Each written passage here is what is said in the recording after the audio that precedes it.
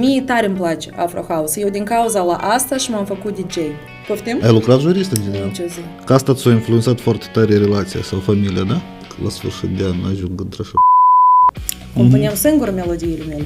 Textele, melodiile, asta eu tot făceam. El te schimbă la minte, el te face rău. Și asta e lecția mea. Eu niciodată nu o să mai repet greșeala asta.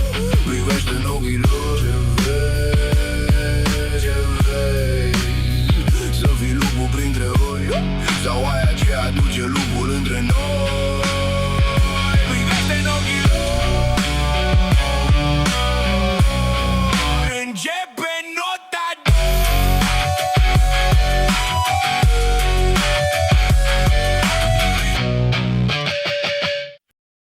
Laura, Vetti, e familia ta? Nu.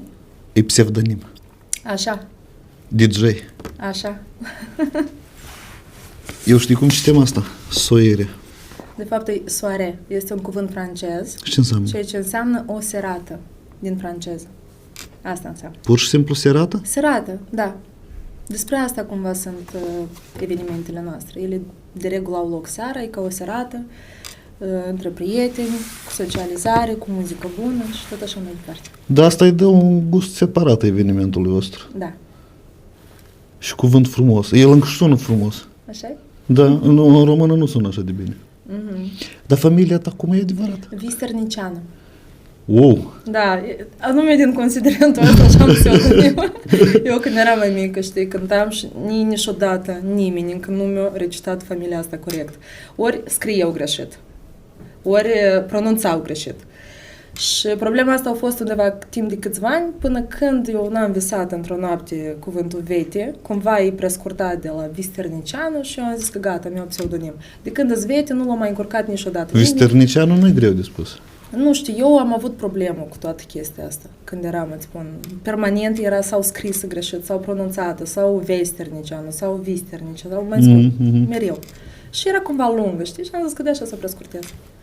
Da. Da, bun, asta iese că tu ți-ai ales un nume scenic, da? Și el e unicul la tine. De la bun început e numai Laura Vetti și vezi că Nu chiar. spre marele tău noroc, cred că, sau poate marele nenoroc, eu nu știu nimic. Eu când m-am trezit, context la oameni, Așa. alerg eu mai scurt într-o zi, scrie Laura, spune că am un cadou pentru tine, eveniment, și eu nu observ cine scrie, cum eu răspund, zic, hai că vin, nu vin. Și numai peste vreo 3 zile întâmplător deschid Instagram-ul și când mă uit, de ea are sub 300.000 de urmăritori și zic, stai și... Dar nu 300. Nu, nu știu, 270, nu știu cât ai tu. Tipa, кто ты? Și când am intrat în pagină, DJ, și încă și DJ, și videosuri faceți voi. Zic, stai un pic, stai o leacă, dar pe așa новый transator este. Ne-a plăcut tare sesiunea ta foto și nu numai foto, cred că asta era întregii trupe, unde, pe plajă, unde tu, mai scurt era un fel de concept Nisip celălalt? Aha, acolo crută, da, ne-a plăcut. Ne s-a memorizat tare. Da, ce de fapt a fost prima mea ședință foto în calitate de DJ. Eu până la asta cântam. Din ședința aceea foto, parcă îi spune că tu ești solistul principal în grupul așa. În ședința aceea parcă foto, e de fapt a fost făcută până la face o parte din soare. Eu atunci abia m-am lansat ca DJ și pe lângă asta am mai lansat o piesă. Adică eu cumva am filmat un mood video pentru piesa mea personală, pentru că eu de fapt înainte cântam și eu am vrut să le combin între ele. Eu și-ți dă odată. Da, și noi ne-am pornit cu gândul că facem o ședință foto, dar de fapt am făcut și un fel de mood video, știi? Pentru că noi ne-am gândit să nu postăm piesa gen doar cu un cover sau ceva de genul ăsta, dar să-i facem și un video. Da, și lumea acolo scrie că e clip, videoclip, nu e videoclip, noi am pus 2 camere, noi doar făceam poză și am tras așa cumva un singur dublu, știi? Da, arată ca un video. Pentru că era tare fain acolo în general. Aveam și vestimentație pentru fotosesii, una alta, știi? Și cumva noi ne-am încadrat și am mai făcut și un mood video. Dar vă iese, la voi conținutul e foarte nice și montajul, eu m-am uitat. Așa impresia ai că voi adunați și mai frumoși oameni. Dacă sincer, cam așa și este. Dar eu și caut cu fără modestie. Uite, toată lumea care vine la noi, eu deja am aproape un an de când fac parte din soare. Noi suntem în primăvară, eu din vară am intrat în echipă. Pentru mine asta a fost ceva wow, pentru că eu când am văzut publicul care vine acolo, eu am mai fost până la asta, la așa gen de eventuri, doar că ele cumva erau prin Europa, ele erau în afară. Am fost și la noi. Aici, când am venit, parcă m-am simțit că am intrat acasă. Ca să arăt ceea ce mi-a dorit mie, asta вообще eu de mult așa chestiuțe n-am văzut făcute. Gen, nu știu, poate în industrie beauty la femei și-au văzut, dar la mine, gen, eu sunt bărbat, pentru mine așa ceva, eu prima dată văd în mult. Asta a fost cumva ideea comună. Noi de mult vroiam să facem chestia asta, pentru că asta este altceva, la noi încă nu s-a făcut. Așa tip, da, invitația asta sunt deja niște carduri, adică tu ești membru al soareului, cumva. Tu ești o persoană VIP pe care noi dorim să o vedem acolo de fiecare dată. Când ai tu ocazia la oricare event de-al nostru. Eu sunt mastărui, dar tu știi că eu cu muzica asta n-am nimic în comun deloc, în general, noi parcă am crescut în paralel. Asta e tare ciudat, pentru că e ca numai de atâta eu șans să vin să văd cu și trăiți voi. Dar ți-ți place muzica? Asculți muzică? Dar cum? Per general. Cum poți să nu-ți placă muzica? Așa, înseamnă că dar o să-ți placă. Ok.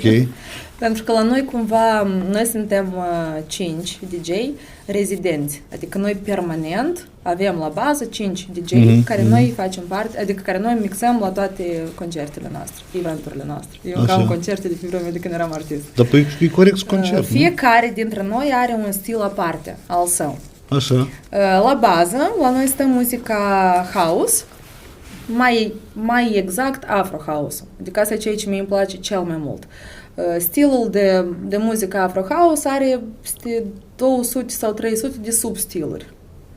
Adică cumva e o chestie, ascult, e o chestie foarte, foarte complexă. Ca tu să mă înțelegi așa un pic mai simplu, tu ai să găsești în tot playlistul nostru piese care tu cu siguranță că le știi. Doar că ele o să aibă un pic o altă formă, un alt sound. Dar o să fie piese pe care tu deja le știi, în mare parte. Când spui alt sound, la ce anume te referi? Adică eu, în playlistul meu, pun foarte multe piese vechi, hituri vechi, dar cu sound-ul de Afro House. Adică tu n-ai să-l auzi pe dânsul în sound-ul lui clasic, care a fost el cândva scos. Tu ai să-l auzi într-o formă nouă, dar la bază, melodia, tu ai să știi. Ok, Afro House asta este tribal? E muzică ritmică tribală, de asta hipnotică? Tribal House-ul, de fapt, este de la ce s-a derivat Afro House. Asta este cumva baza. Dar ceea ce îți povestesc eu n-are nicio legătură cu stilul Afro House.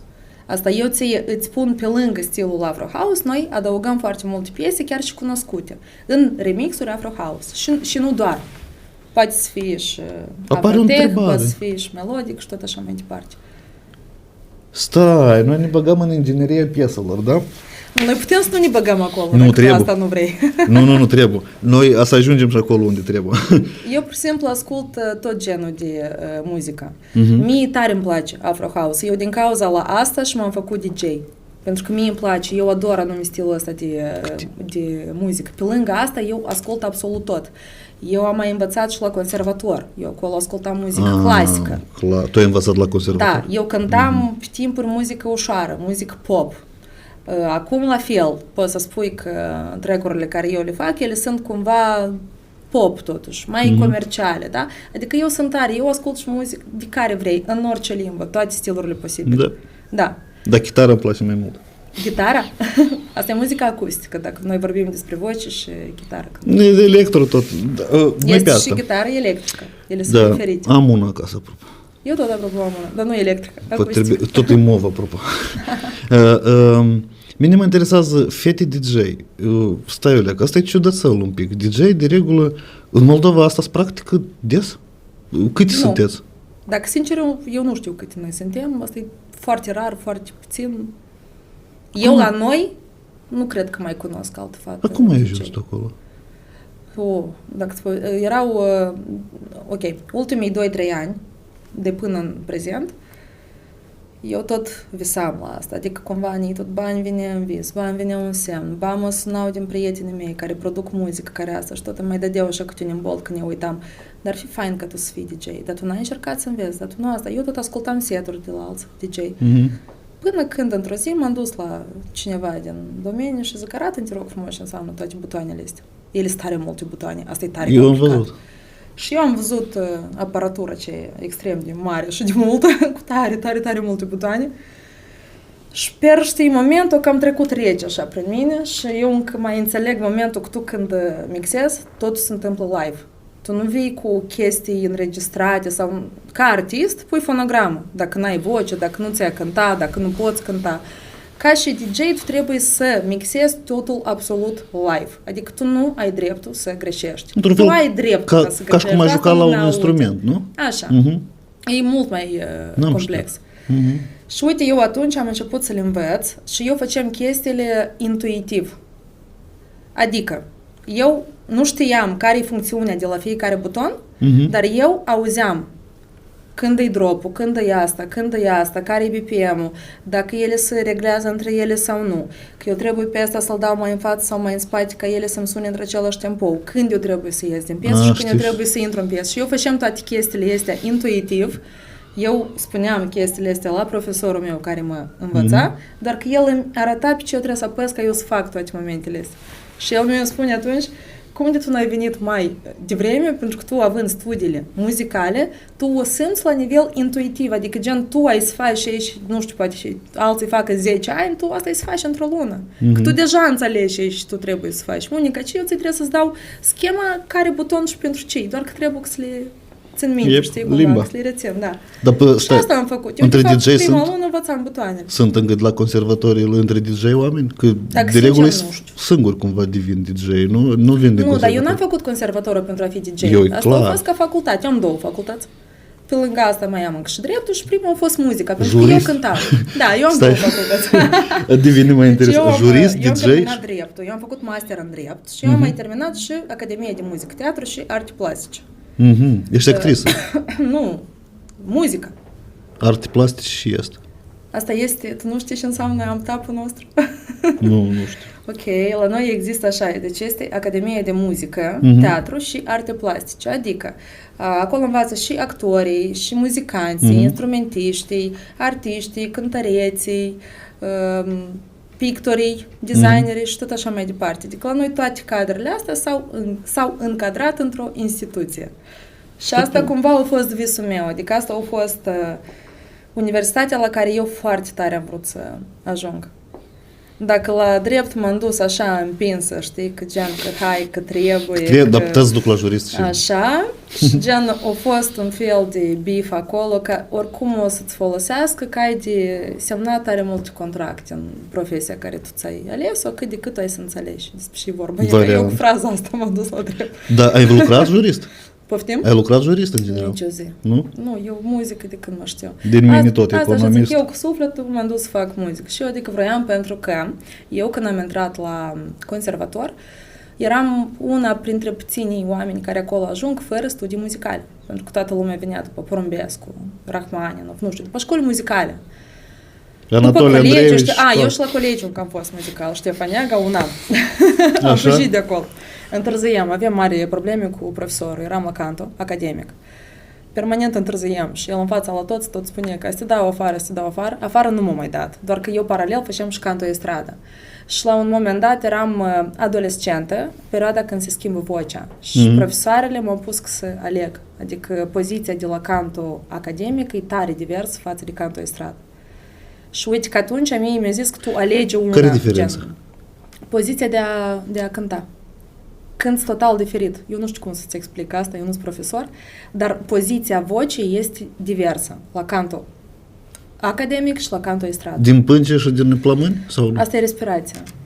Clar. Adică modul cum Nu tu știu dai, ce gen cum tu scoți sunetul, da? El este foarte, foarte, foarte divers. Și chestia asta la tine își lasă cumva amprenta mai departe. Dacă tu înveți cânti canto academic, rămân mai departe umbrile astea, adică tu mai departe cânti oricum într-o anumită formă. Estrada este în altă formă. Da. Aici eu nașe polnomoce.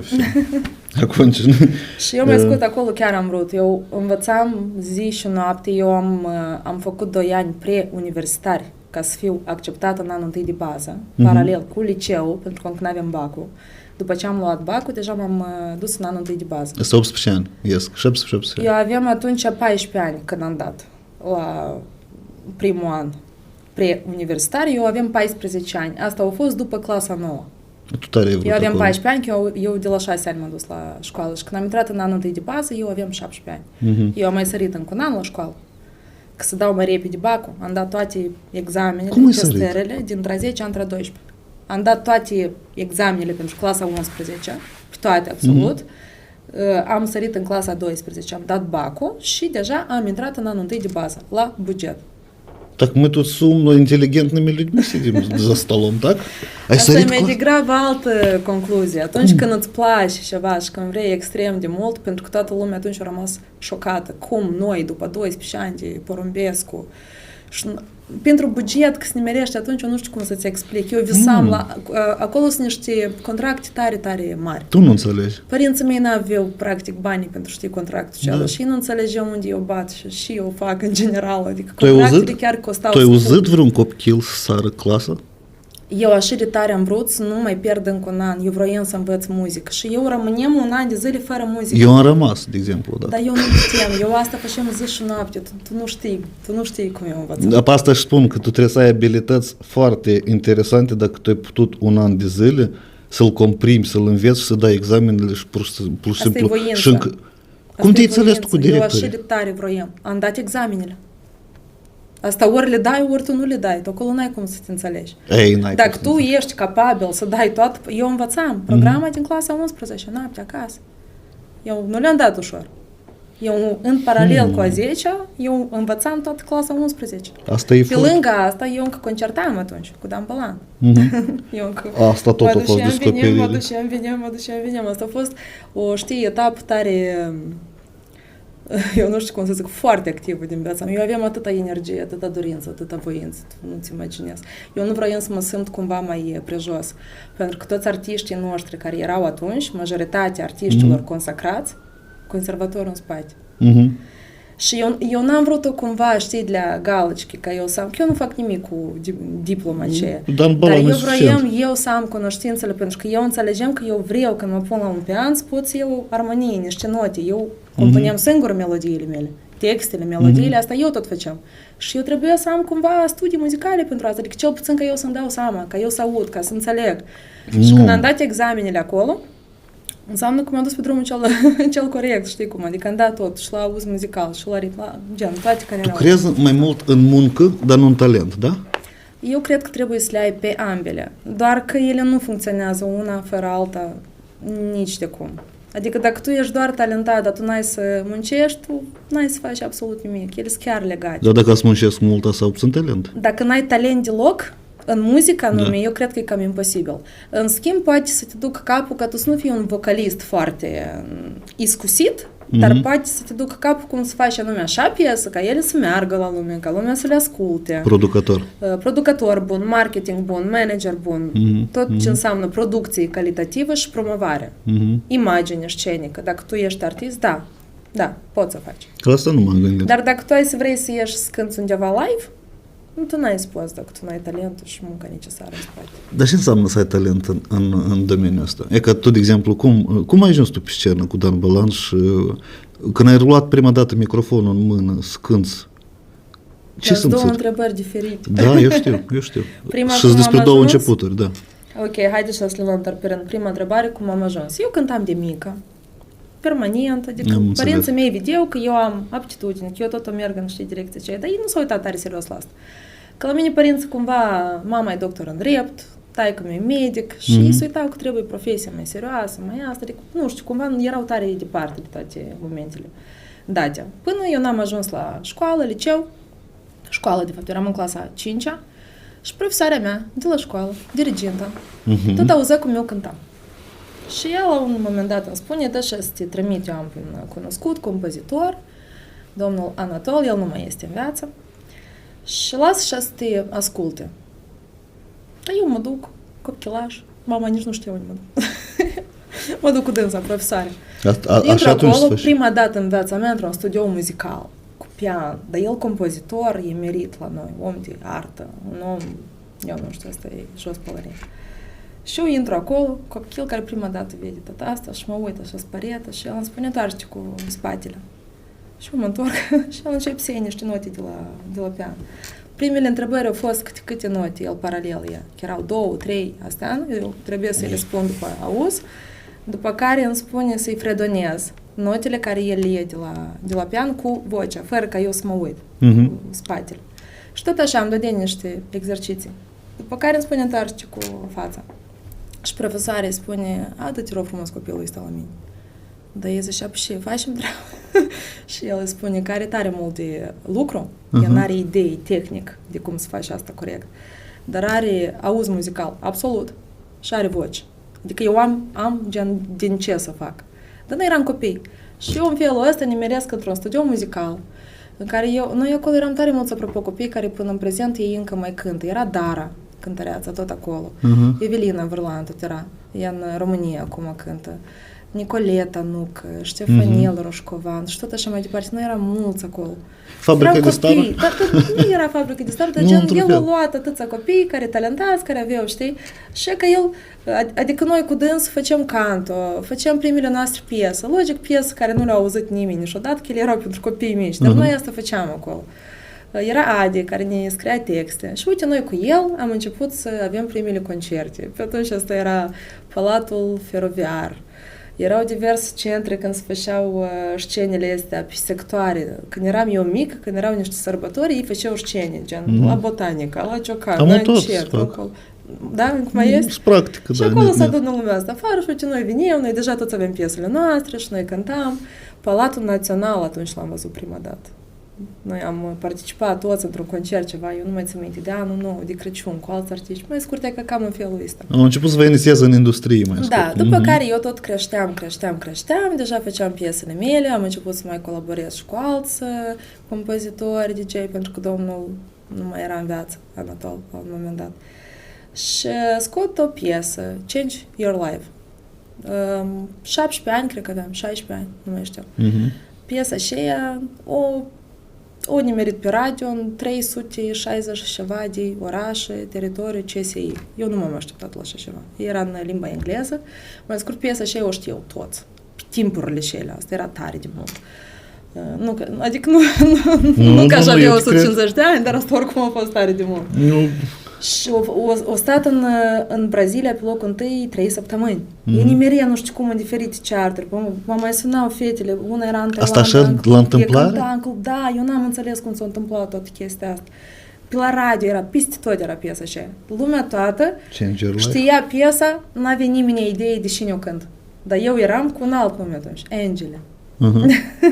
Deci era piesa Change Your Life, Angele, așa. Și uite că piesa cânta pe la radio. Și într-o zi mă sună un număr.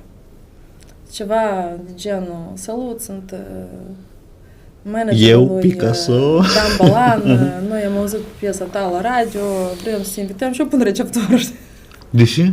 Îți dai seama, te sună Dan Balan. Ei, hai.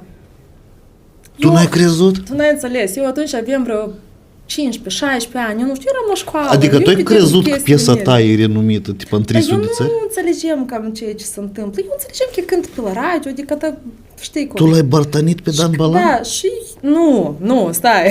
Nu. Грубо говоря, da. Am înțeles moment. Și eu pun receptorul și îmi văd de chestiile mele. După care noi facem cunoștință întâmplător în culisele la un concert. Era ziua orașului. Da, eu nu te-am mai sunat. Ceva ne-au mai scris, dar eu n-am, știi cum. După care era ziua orașului, eu ies cânt piesa mea, Change Your Life. Eu eram acolo, ziua, seara, el era headliner, adică el era invitatul special, seara, un altă. Și ne-am intersectat acolo, prin știi culis. Și el, cam ala, dar ce nu răspuns la telefon? Dar eu zic, dar și chiar tu m-ai sunat. Și el spune, păi te-a sunat managerul una alta, eu știu piesa, eu am auzit-o, eu aș vrea să te invit să facem mai departe acolo piesă, să particip la concerte. Mai scurt, în felul ăsta eu ajung să particip la concertele lui de mai departe. Pe back vocal? Da, eu cântam Cicaboom, eu cântam încă o piesă Justify, Friday Night, mai era, după care și în back vocal la toate piesele. Asta a fost mai târziu, până la asta eu ieșeam, cântam vreo 3-4 piese, unde era voce feminină. Prin procură mă duceam deodată, îmi scrie mama, dar aveam 17 ani. Eu încă învățam la școală. Procură pe dânsul era? Procură pe manager. Da, ei s-au dus și au făcut cunoștință și cu părinții, cu toți, și părinții mi-au zis că tu mergi pe la toate concertele astea tale, numai dacă îmi dai bacul și termin. Eu am fost eminentă în fiecare an din liceul meu. Asta a fost cerința părinților. Ei amândoi cu diplome roșii, cu, îți dai seama. Și asta era băgat în rădășini la mine în moment. Și ei ne-au zis, te duci unde vrei, faci ce vrei, cânti, dar eminent până la sfârșit și bacul dat. Și cu facultățile mai departe făcut. Dacă tu asta faci, poftim, duci. Și așa s-a început viața mea de a nu mai dormi noaptea. Tu învățai? Eu învățam paralel și clasa 11, dacă tu ți-ai minte. Eu învățam să dau bacul, eu făceam... Dacă țin minte și... Cât ți-am mai povestit, mă refer. Ai, tu stai, dacă acolo e... Din coace concerte, eu plecam, veneam, zborurile erau noaptea, eu eram unica care zbura cu caiete și cu cărți, îți făceai cruci să mă... 7 ani cu Dan Bălan ai cântat, așa-i? Da, la mine a fost așa o chestie că eu nu mai știu exact. Eu când am început aveam vreo 17 ani. Am cântat o perioadă până la vreo 18-19 mai întâi, după care eu am plecat, după care am revenit înapoi pe la vreo 22-23. Am cântat încă vreo 5-6 ani, după care am... Și întrerupt cântat. Viața personală? În primul caz, viața personală. Tu ai trădat? Uite, eu m-am căsătorit prima dată tare de vreme. Eu aveam 19-20 de ani. Păi și te căsătoresc. În fine. Și eu atunci am și rămas însărcinată, dar cu așa regim, eu n-aveam să pot duce sarcină. Adică eu în ziua când am aflat că sunt însărcinată, eu atunci am sunat și eu, pur și simplu, am spus că eu n-am cum să merg mai departe pe la concert. Asta a fost șoc. Că tu ai bilete cumpărate pe tine jumătate de an înainte. Și eu zic, eu vă găsesc cine să vină în locul meu, acolo mai era încă cineva care cânta, știi programa, că eu oricum când aveam de dat bac examene, vine altcineva, știi, locul meu, eu doar am promis părinților că eu dau tot asta. Și asta a fost tot făcut. Și eu atunci, pur și simplu, m-am dus și când am revenit înapoi, tot a fost așa în glumă, tot știi, gen, mă sună și la tine, fata, te-am merge pe la grădiniță, eu tam în 3 ani. Și eu zic, da, hai vin înapoi la lucru. Ei, da, cum, că eu deja m-am dus, deja în locul meu este cineva, zic, cum eu să stea? Nu, tu nu mai înțeles, este lucrul tău, zic, tu doar l-ai lăsat. La tine, gata, copilul te-am la grădiniță, stea, zic, bine, că gen asta a fost motivul. Poți să-ți întreței copilul doar din, știi, Republica Moldova și tot așa. Și eu înțelegem că asta e greu. Și eu am zis că logic eu trebuie să-mi cresc copil. Că eu deja eram singură atunci, știi? La mine abia se formează întrebările. Stai că eu sunt cum, dar încă nu pot formula. Așa, tu ai revenit, da? Da. Tu ai făcut o pauză, copilul, naștere. Nu, hai să presupunem că dacă o femeie e la job, pur și simplu de birou, cam tot așa se întâmplă. Tu ți-ai luat un fel de... Concediu de maternizare. Da. Ok, ai revenit. Da. Și eu intuiesc că asta ți-a influențat foarte tare relația sau familia, da? Sau nu? Nu, eu deja nu mai eram împreună cu fostul meu soț. Adică, cum, 3 ani? Tipa... Eu prima dată, stai să-mi amintesc, să nu spun greșit, eu cred că hai așa, divorțul durează tare mult timp. În cazul meu, el cred că a durat aproape 4-5 ani. Nu, dacă e de comun acord, el tare repede se rezolvă. Nu a fost. Au fost vreo 4-5 ani de proces prin România. La inițiativa ta? Inițiativa mea a fost de a divorța. Aha. Deci tu ai dat la divorț? Cumva, da. Eu am dat în Moldova, el a dat în România, eu nici nu știam că acolo merg procesele, am aflat peste vreo 2 ani, în sfârșit acolo așa a fost o întortăchere, dar care este ideea? Asta s-a întâmplat când mai avea 1 an și câteva luni, ceva de genul. Da. Eu n-am avut atunci alegere. În ce sens? La ce alegere? În sens direct. Eu trebuie să plec. Și nu a fost motivul carieră. Doar că nu vreau să deschid paranteză. Ok, bun, dar nici nu adică eu cumva am vrut să aleg ca eu și cu copilul meu să trăim mai departe fericit, în armonie și să avem o viață liniștită. Nu vrei să ating. Asta e ca și o concluzie. Eu nu vreau să ating din cauza că foarte frumos pui accentul pe cuvântul fericit. Da, asta e foarte important. Și eu cumva am vrut ca copilul meu să crească într-o familie fericită. Da. E că nu am deschis paranteză și tu crezi că eu mușa să mă gândesc la gestaltul ăsta. 101 motive, îți dai seama, ele sunt diverse. Eu nu vreau să deschid aceste paranteze, unul la mână că nici nu-mi place, 2 la mână eu vreau ca viața mea privată să rămână privată, 3 la mână, când există copil, asta e vorba de tata copilului, copilul o să privească interviuri, crește și eu vreau ca să rămâi cu o părere frumoasă față de Da, asta e Dar noi suntem și alt formatul leacă de emisiune, așa că noi nu ne băgăm acolo. Așa. Motivele nu contează, contează trăirile și contează concluziile. Da. Primul lucru, asta este, tu obții succes fenomenal la 17 ani, cu Dan Balan cred că vreau eu tăți să cânte. Presupun eu din tăți care puteau cânta măcar o leacă. Dar dacă sincer, eu nici nu realizam ce se întâmplă. Dacă sincer, eu asta am înțeles când m-am întors a doua oară la lucru. Pentru că eu când eram în perioada aceea, eu parcă zburam, știi? Eu eram un copil din ăsta, cu mintea în cosmos, om de artă, făceam muzică. Adică eu nu înțelegeam ce se întâmplă de fapt. Dar cum ai ajuns doar să te căsătorești? Dar eu eram, tu știi cum sunt oamenii de artă? Cum? Impulsivi, când te îndrăgostești la tine, gata, să duci pământul de sub picioare. Asta pe 3 zile? Nu, la mine nu s-a dus pe 3 zile. Eu cumva eram sigură că e odată, pentru totdeauna, toată viața. Eu cumva, știi, creșteam cu așa un gând că când a să vină momentul și a să mă îndrăgostesc. Asta e ca în filme, știi, la mine era cumva în capul ăsta. Eu niciodată nu m-am gândit că eu o să fiu omul care divorțează. Da, și spar că eu m-am gândit vreodată. Creșteam cu ideea că eu odată, pentru că așa e viața. Dar știi care e ideea? Când tu îți pui ca barieră din asta, că eu niciodată nu o să, tot timpul se întâmplă chestia asta. Eu nu mă spun mai mult la Nica asta. Păi eu asta chiar am înțeles. Adică eu când am zis că eu niciodată nu o să, asta la mine tot timpul așa. Cu cât mai insistent spui, cu atât mai tare viața întinde rogat ca și ești. Da, dar știi de ce? Că să nu judeci. Pentru că eu când eram mai mică, eu am judecat tare mult părinții mei când au vrut să divorțez. Eu nu i-am înțeles pe dânsul deloc. Eu am suferit enorm de la chestia asta. Și părinții au stat împreună pentru mine încă vreo 7 ani de zile înainte. Din ziua de când ei deja vreau eu să dispartă. Pentru că eu atunci am făcut așa niște scene. Adică eu eram traumată la maxim. Eu nu puteam să concep în mintea mea că de ce eu, de ce familia mea. Noi eram uniți, noi eram toți trei împreună. Eu am văzut dragoste. Eu nu știu, eu și de tare iubim. Eu nu putem mintea mea nu putea să perceapă că să distruge chestia asta, știi? Egoism. Probabil, dar eu eram copil și eu și de tare vroiam să-i țin împreună și eu i-am judecat extrem de mult și eu atunci am zis că eu niciodată n-am să divorțez, adică eu să-mi țin toate emoțiile și ele, cât am suferit eu, cât de tare eu plângeam nopțile, eu nu vroiam ca să se întâmple chestia asta, ani de zile. Și eu vedeam cum e schinuie, cum e stătea mai în scurt, asta a fost foarte, foarte greu. Și prima căsnicie și un an, da? Sau cât? Un an și un pic. Și care concluzie? După ce te-ai uitat la părinți? Concluzia să nu judeci niciodată. Pentru că eu după asta mi-am dat seama de egoismul meu, de faptul că eu pentru fericirea mea am ținut 2 oameni împreună. Asta nu era dreptul meu și nu era alegerea mea. Adică eu lor le-am stricat viața pentru 7 ani. Când oamenii ăștia trebuie eu de atunci să se despartă și să-și vadă fiecare de viețile lor. Dar eu, din cauza mea, le-am pus pe pauză viața, pentru că pentru mine, eu judecam, zic, cum să divorțezi în moment ce tu deja te-ai ales? Adică dacă tu ai spus, da, asta e gata. Da. După care viața ne-a dat așa niște lecții de crude. Adică eu nu știu cum să-ți explic.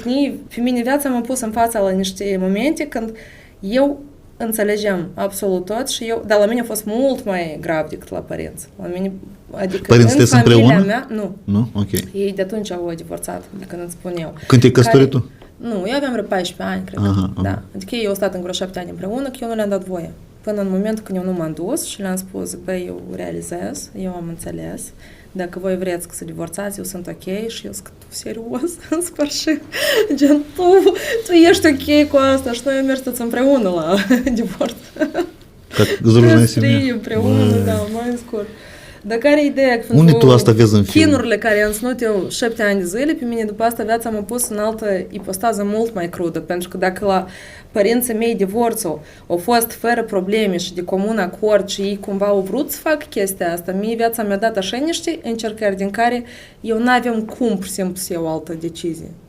Și nici s-a arătat egoismul meu și judecata mea. Așa e că lovești. Eu n-am niciun drept, absolut niciun drept că să dirigez eu cu viețile cuiva, chiar dacă nici sunt părinți.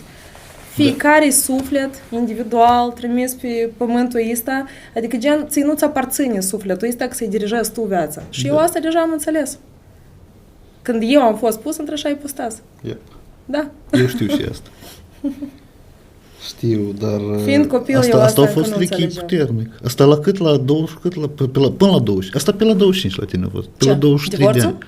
Nu, вообще, da, tot, Nu știu, concluzia tu ai 21, făcut-o mai 22. târziu, cred că, da? Concluzia, Da. Dar păi dai seama, eram Ok. foarte... Știi, acum când te uiți la o fată de 22 de ani, îți pare extrem de matură și Păi da. eu eram copil. Eu când m-am măritat prima dată, eu chiar eram copil. Adică eu nu umblam, nu știu, pe la întâlniri, eu nu știam încă ce înseamnă asta. Eu stăteam acasă, camera mea era roză, eu aveam păpușeri în cameră, eu învățam, eu știam, eu nu știu cum să-ți explic. Alte fete de vârsta mea, ele deja aveau experiență, ele erau cu traume deja, cu relații eșuate. Eu nu știam ce înseamnă asta. Eu eram real copil, eu am fost ținută, poate că e greșit, dar eu am fost așa crescută de mamă, ținută ca într-un bol din ăsta, din sticlă, eu nu știam ce înseamnă probleme, eu nu știam ce înseamnă să dai de greu, eu tot timpul ca într-un puf de asta, știi? Cum tu ți-ai dat seama că asta este bumerang? Că asta noi vorbim de bumerang. Noi suntem cumva niște creaturi trimise pe fața pământului ca să ne dezvoltăm, știi cum? Mintea asta trebuie să dezvolte. Ei, la un nu la moment toți le-ai dat. dat. Eu prin asta ne-am dat seama, pentru că eu lucrez cu mine de mică. Tu ai simțit ce sunt înseamnă să fii destruită în asta. obligată să fii într-o familie în care nu vrei să fii, așa? Ai simțit asta? Eu mereu simțeam în general că eu am fost trimisă, parcă, nu știi, familia asta nu știu de unde. Adică eu parcă am fost un om care să le dau lor niște lecții, după care eu trebuie pe baza lor să-mi primesc eu alte lecții. Asta e, noi toți așa facem, da. Da. Și eu asta am început să înțeleg în momentul când am început să am multe întrebări și eu căutam răspuns. Dar eu mulți ani căutam răspuns. Tare mult. La ce întrebări? La toate întrebările Personale? mele. Da, desigur. Adică deși se întâmplă așa, deși tu spui că eu niciodată nu o să fac un anumit lucru și viața te pune anume ipostaza așa când tu n-ai așa, când tu trebuie să o faci, ca tu să înțelegi și simți omul cel în, știi, perioadele astea, cum tu l-ai judecat, cum tu nu iei, adică toate chestiile astea ele sunt în lanț. Știi și farmecul care? Că tot ai fost sinceră. Tu nu înțelegeai asta. Tu ai fost sinceră și ai vrut și ei și înțelegeai tu atunci. Dar părinții erau obligați. Părinții atâta timp cât tu n-ai 18 ani, ei și-au asumat asta, îi trebuie asta să joci. Da, e drept. Să avut 18 ani, cred că vezi grească altfel cu tine. Dar, da, e corect ce știi. Permite-mi să întreb, în aperijenie, și n-ai înțeles tu prima dată că ai divorțat a doua oară? Când e asta tare interesant să discut cu tine, știind că tu ai este două experiențe. Asta a fost o întrebare care ne-am dat-o timp de 10 ani după asta. Și eu am aflat răspunsul acum recent. Oi, tu 10 ani? Eu 10 ani de zile eu n-am înțeles răspunsul. Ok. Pentru că la mine cumva s-a cam repetat istoria a doua oară, peste 10 ani. Și după ce la mine a doua căsnicie a fost peste 10 ani. A doua căsnicie a fost, practic, da, plus minus a fost la vreo 10 ani. Pentru că eu am două fete, între ele sunt exact 10 ani diferență. Și la mine când s-a repetat istoria asta a doua oară, dar încă și mai deep. Apoi eu, după asta, timp de un an de zile, deja ne-am dat întrebările astea și eu am aflat răspunsul. Vrei să-ți care e răspunsul? Nici prima și nici a doua oară eu nu m-am ales pe mine. Nu la modul egoist, dar la modul că eu trăiam cu viața cuiva, adică eu am... Tu te pierdeai în viața altă. Eu am permis să fiu dirijată absolut de alt om. Adică dacă mie mi s-a interzis ca eu să nu mai lucrez, eu nu mai lucram. Dar asta e un aspect. Și s-a interzis? La mod propriu. La mod propriu. Cine poate să interzică ție? Cum cine? Partenerul cu care tu ești împreună. El n-are așa drept. Eu știu, dar eu asta cum am aflat? Adică eu am înțeles care e concluzia de bază. Noi suntem cumva trimiși ca niște suflete pe acest pământ, fiecare suflet are o anumită misiune, da? În viață. Da. Atunci când tu nu-ți îndeplinești misiunea ta, se distrug toate aspectele de prin prejur. Pentru că eu când nu-mi îndeplineam misiunea mea, la mine s-o distrus și familia, și viața personală, și sănătatea, pot să zic, și starea mea emotivă, eu nu mai eram un om fericit, eu eram un om care se usca. Probabil că de la chestia asta derivează mai departe și alte momente până tu nu ajungi să ai un iarăși motiv din ăsta care tu să explodezi, ca tu să decizi a doua oară să pleci cu al doilea copil. Indiferent de judecata oamenilor. Asta tu, cum ai ajuns? Cum ai găsit curaj? Pentru că a doua oară să ieși decizie, asta înseamnă să înțelegi greșeala și ea. Eu am înțeles greșeala, dar eu oricum rămânem acolo, eu oricum stăteam acolo, conformatul cu toate condițiile. Adică eu, ca să fac pasul ăsta, eu iarăși am fost pusă de viață într-o ipostază extrem de anapodă, din care eu înțelegem că cale înapoi noi și eu trebuie să plec. Adică mie viața cumva mi-a dat așa niște încercări de grele ca eu să găsesc în mine curajul ca eu să plec, pentru că eu rămânând acolo, deja stricam viața la 2 copii, pur și simplu mai departe. Înțelegi la mine cum s-a pus? Eu dacă să-mi strici nici viața, eu stau. Eu răbdor și oricum. Asta e și ideea. Da, e ca punctul meu slab, asta-s copiii. Și pur și simplu viața tot permite să găsesc, vorbești de abuz? Cumva, da. Și când viața vede că tu tot duci și răbzi și astea, apoi la o mamă, punctul slab, asta e copil. Și uite, când apare acolo momentul, eu mă fac leoaie, că eu sunt cei mai răi de pe fața pământului. Asta e și ideea. Femeile supus, uite. Și eu vreau să ne apăr copiii mei, știi? Asta e menirea de la o femeie. Și mai des răspuns a femeii care a fost supusă abuzului la întrebarea ce trebuie să întâmple cel mai grav ca tu să-ți dai seama că asta nu e normal, majoritatea spun că se ne abuzează copiii. Adică oamenii nu... Bun, haideți să nu vorbim de femei, vorbim de om, pentru că asta e vorba de agresor și de victimă. Asta e, și nu numai la femei și bărbați, asta e în orice gen, nu depinde de gen.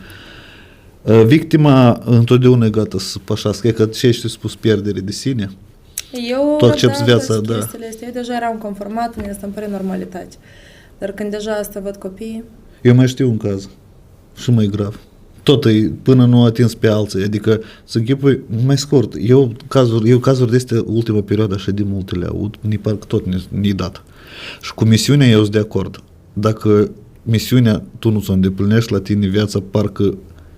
Viața parazitară, dacă sincer. Parcă ți ieși cineva tot puzzle-ul tău care l-ai desenat tu 10 ani și să-l stric prostă. E drept. Așa-i? Da. Și spus, tu nu ai știut, egoistule.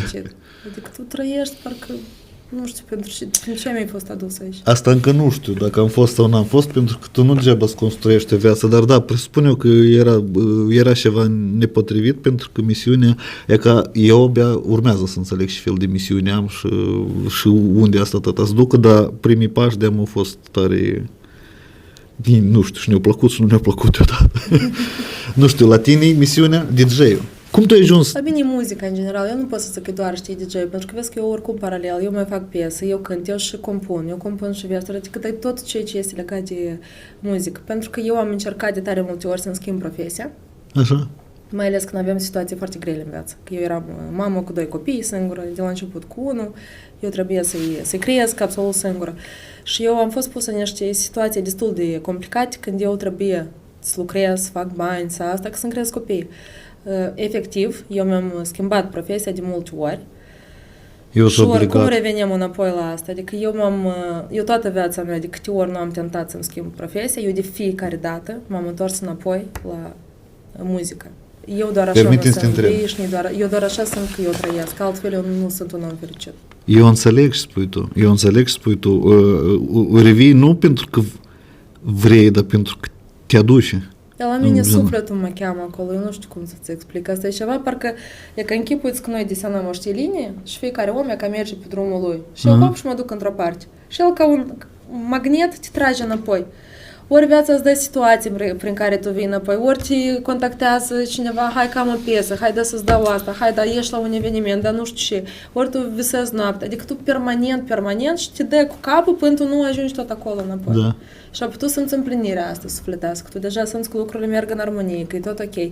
Tu oricum, intuitiv simți când tu ești unde e locul tău și când nu. Când eu lucram în alte sfere, da, eu lucram ca caluză și noapte, eu făceam bani. Dar eu mă uscam, eu nu știu cum să zic. Eu așa eram Tăpase nefericită. Eu pur și simplu, adică în momentul ăsta pe mine mă știi storcea energetic, mă epuiza. Eu n-aveam plăcere de la banii care eu îi fac. Mi-i plăcea confortul, că eu pot să le dau copiilor tot. Dar eu înțelegeam că eu pur și simplu mă usuc. Adică eu nu Este o întrebare mai importantă în vremurile noastre. Întrebarea sună în felul următor. Cum, fiind singură cu 2 copii, presată de lipsă de bani și nevoită să lucrezi și faci banii ăștia, fără suport, cum tu în tot timpul ăsta ai reușit să-ți păstrezi feminitatea? Că de regulă femeile pierd nebunia asta. Da, e la mine în sânge. Eu cred că sunt născut cu asta. Eu nu știu altă explicație. Înseamnă că tu ai negociat, tu te-ai descurcat. Știi, sunt oameni care sunt cumva foarte aproape de mine, sunt tare puțini. Dar lumea asta care îmi știe viața mea și îmi spune că tu trebuie să faci o carte, eu n-am să fac niciodată o carte. Eu nu vreau ca copiii mei să citească tot asta. Dar care e ideea? Ascultă și e cel mai important. N-a să o citească. Lumea care cunoaște, tot prin ce am trecut eu, pe ei îmi spun cum e posibil, cum tu ai putut, cum tu poți și vii până asta. Asta e întrebarea lor. Știi... Că la altcineva în locul tău, pur și simplu, se duce. Eu tare des asta aud de la mulți și eu cred că fiecare la un anumit moment trece. Căroce, eu înțeleg un lucru de la tăți. Viața e poartă pe tăți ghinișor. Da, sincer, extrem. Poveștile...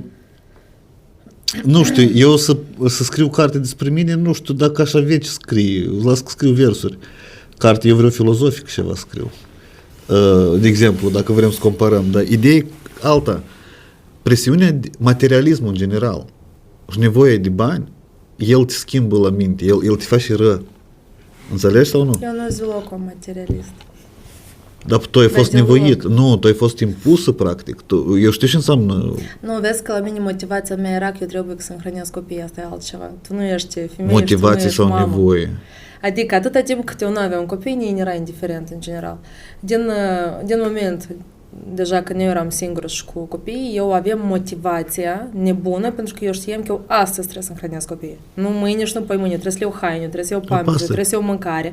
A doua oară eu trebuie să iau bonă ca eu să pot lucra, care trebuie să o plătesc. Screști. Mai în scurt, hai așa ca să înțelegi o chestie. Prima dată eu când am rămas cu prima mea fată singură, eu locuiam la mama. Mama mea era cu fata, adică la mine practic primul meu copil a fost crescut de mama. Pentru că eu atunci concertam, dar eu n-aveam încotro, eu trebuie să fac bani. Nu, și era modalitatea mea de a face și atunci bani. Da. Pe lângă asta era și vocația mea, adică eu iubeam lucrul meu. Eu înțelegeam că există și o jertfă cumva în toată chestia asta. Sacrificiu. Eu plecam, veneam, da, sacrificiu.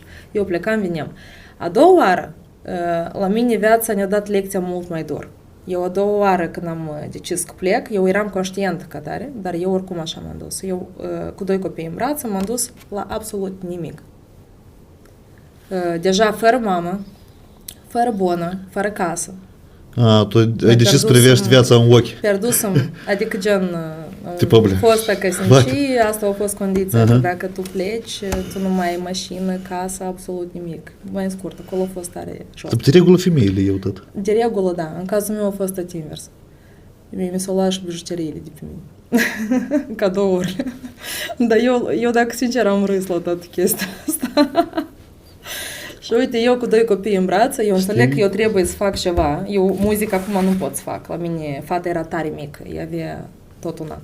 Încă n-avea un an. Și eu înțeleg că eu trebuie să fac bani de mâine, eu trebuie să-mi găsesc casă, eu trebuie să pot să întrețin apartament de la zero, trebuie să-mi găsesc mașină, că lucru care ne l-am ales eu atunci, asta prevede faptul că eu trebuie să conduc de dimineață până seara. Bonă trebuie să iau, pentru că eu cu fata mică nu puteam să mă duc la lucru, dar dacă eu stăteam în casă, noi toate 3 muream de foame, eu trebuie să lucrez. Asta mai mare mergea la școală, asta mai mică, adică eu trebuie să-mi găsesc bonă pentru asta. Și eu când am făcut un calcul și cheltuieli am eu lunar, eu am afiche. Știu. Și eu... Nu de ta sumă, știu că... Eu înțelegeam că sunt două soluții. Prima, să încep a plânge, dar asta n-ați rezolvit nimic. Dar a doua soluție, că eu trebuie să mă focusez acum și să mă concentrez așa și ne-am pus ca scop că eu mâine îmi găsesc de lucru și eu pot astăpă toate cheltuielile astea. Vadim, eu ne-a doua zi ne-am găsit apartament, eu m-am mutat cu copiii după mine, ne-am găsit bonă deodată, tare fain, apropo. Am pus camere, casa și ne-am și mă uitam la bonă. Eu tot ziua lucram uitându-mă la copil, că eu, îți dai seama cu ce stres eu plecam. Te rog, oprește. Ce a fost diferit în ziua aceea? Pentru că asta e foarte greu de făcut. Asta nu e așa că tu te simți rău și tu a doua zi faci și iei decizia. A doua zi tot rău te simți, a treia zi tot rău te simți. Eu nu vreau iarăși să divulg Și s-a schimbat. momentele este. Eu nu vreau să le divulg pentru că mine să crească fata mai mare și asta să asculte. S-a întâmplat ceva dacă o mamă pleacă cu doi copii. Nu zic de divorț. Nu, asta. Dar de ce tu te referi? Tu, faptul că ai plecat, asta nu contează. Faptul că înainte tu n-ai nimic și tu a doua zi ești determinat și găsești casă, găsești tot.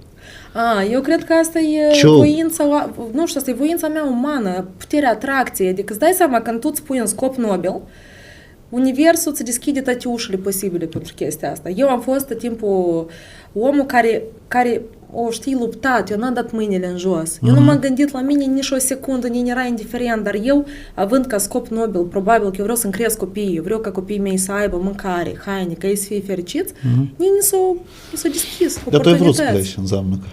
În ce sens? Tu ai vrut, tu erai gata să pleci, înseamnă că. În sensul că dacă tu nu vrei sau nu erai gata pe eu am fost bune, impusă de viață ca asta să plec. Eu nu eram gata să plec. Dar eu n-am mai avut ieșire din situație, iarăși. La mine a fost tare dor. Eu real n-am avut ieșire din situație. Și a doua oară. Și a doua oară. Asta a fost Nu, asta tu îți dai seama Dacă că... nu-ți înțelegi lecția ta din prima dată, a doua oară ți-ai viața să dă mult mai jos.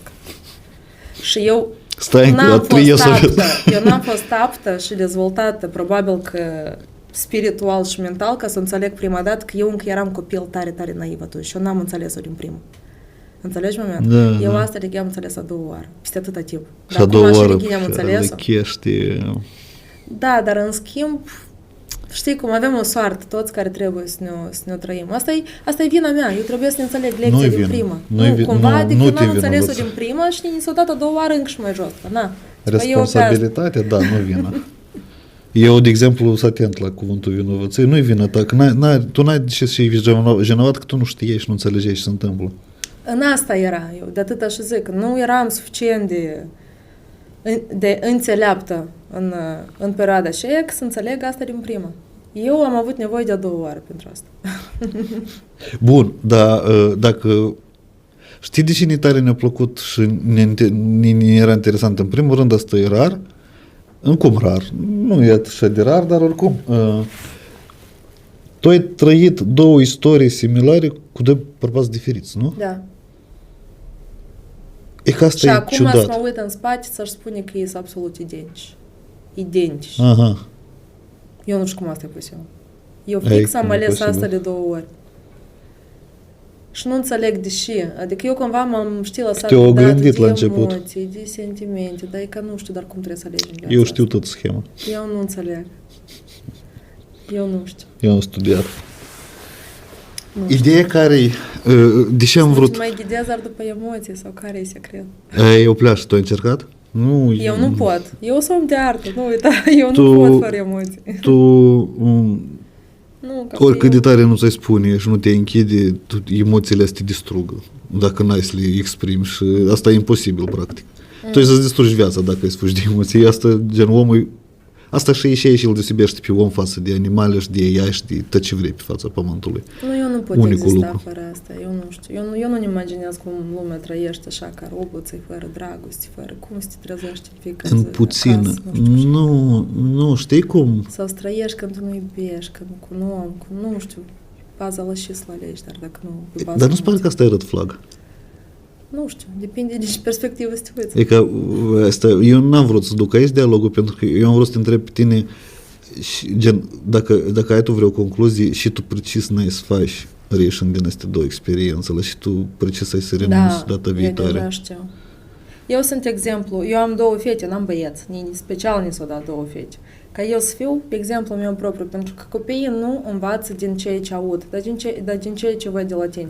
Adică n-am cum să ne învăț fetele mele că femeia trebuie să respecte, să fie independentă, respectabilă, demnă și tot așa mai departe, când eu, de fapt, asta nu fac eu în casă, cu soțul meu, da? Când ele văd altă cartincă acasă. Adică eu trebuie să le arăt chestia asta prin exemplu meu propriu. Și asta e lecția mea. Eu niciodată n-am să mai repet greșeala asta. Cum îți explici tu că doi oameni care aparent la începutul anului își spun te iubesc, la sfârșit de an ajung într-așa?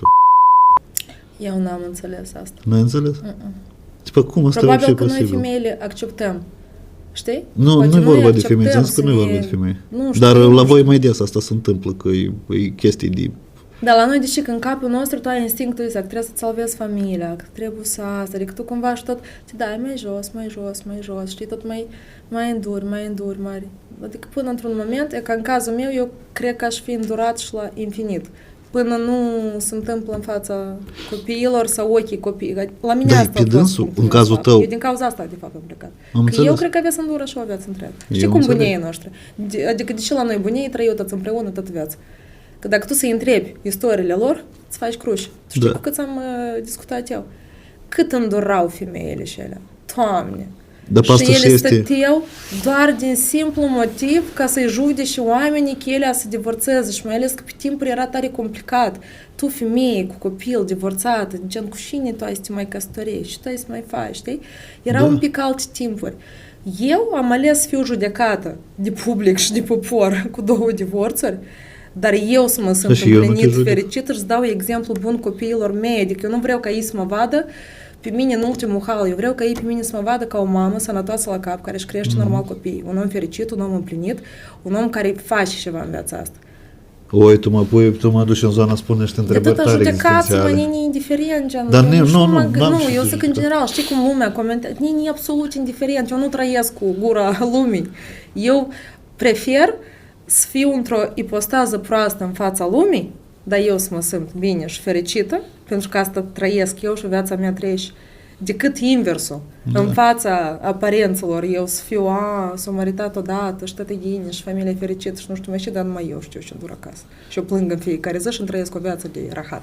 Ajută-mă Eu să n-am să înțeleg, aleg da, asta niciodată. să înțeleg un lucru. Cum tu îți definești ce înseamnă dragoste.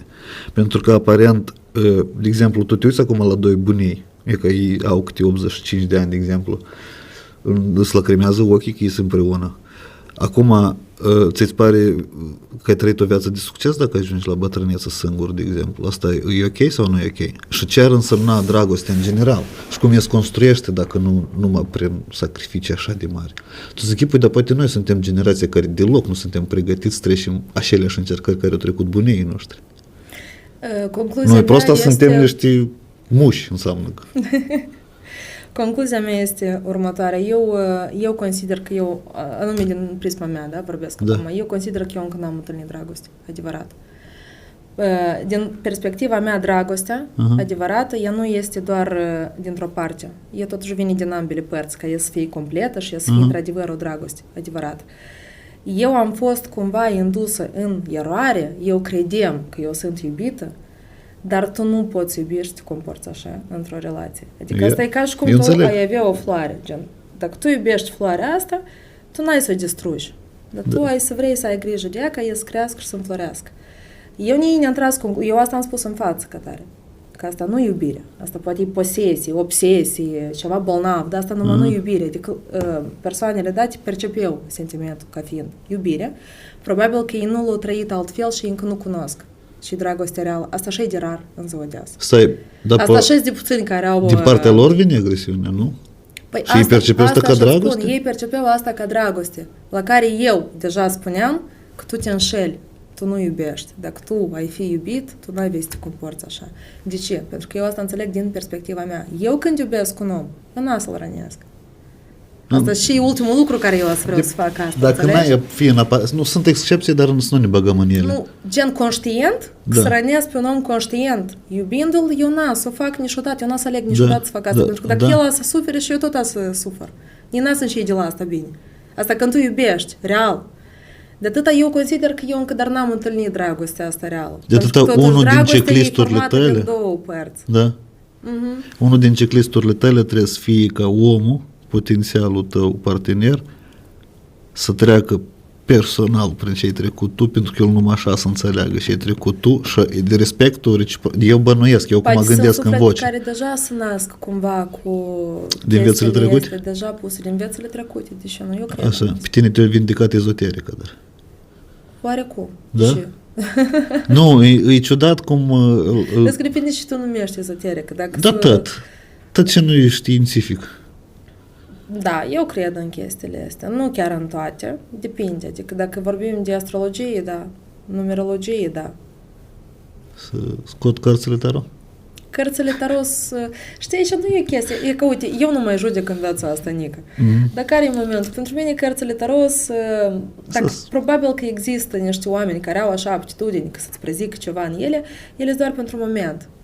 Adică dacă eu o să ies din oficiul tău și eu o să-mi schimb un pic drumul și tu să-mi dai niei cărțile din nou, la tine deja acolo să arăte altceva. Da, evident, dar nu, cărțile nu prezic. Dacă tu vrei poate să vezi acum ceva pentru un moment, probabil că ele ți ceva ți arată, dar eu nu prea cred că ele pot să-ți arăte viitorul tău pe nu știu câți ani înainte sau ceva de genul, pentru că tu îți schimbi viitorul tău în fiecare secundă. Ei, da? Cum ți l-ai schimbat în 10 ani? Eu special, dar nu te învinovățesc. Eu schimbă viitorul. Numerologie sau astrologie, asta la fel nu e neapărat despre viitorul tău, asta mai mult îți dă niște cunoștințe legate de caracterul tău. Stai un pic, Laura, scuză-mă că am pus întrebarea asta, eu nu trebuie să o pun. Care? Cum ți-ai schimbat totul în 10 ani? Asta nu e normal, nu e tacticos. Ok. Pare rău. Nu m-am simțit bine după asta. Eu am vrut ca să... Argumentul e pricolne și discuția e pricolnă, dar asta a fost foarte personal. Băilete. Reformulează. Nu, gata. Nu, dar tot ok, mergem mai departe. Sorry că te-am întrerupt și... Okay. Da.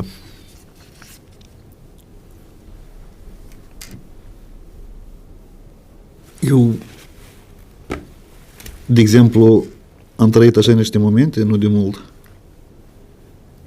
în care toate regulile care le-am învățat până în momentul ăla, ele s-au anulat. Tu ai trăit așa, eu cred că tu ai avut așa ceva. Când se anulează efectiv, nu, totul se anulează. Parcă ești super mare și începi, nu te-ai săhrănit și începi de la zero, știi? Iarăși trebuie să iei șpearca și iarăși trebuie să iei capeșele și iarăși tot așa.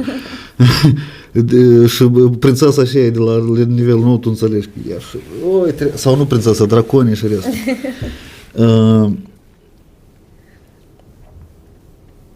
Și nu există nicio explicație. Eu n-am nicio explicație.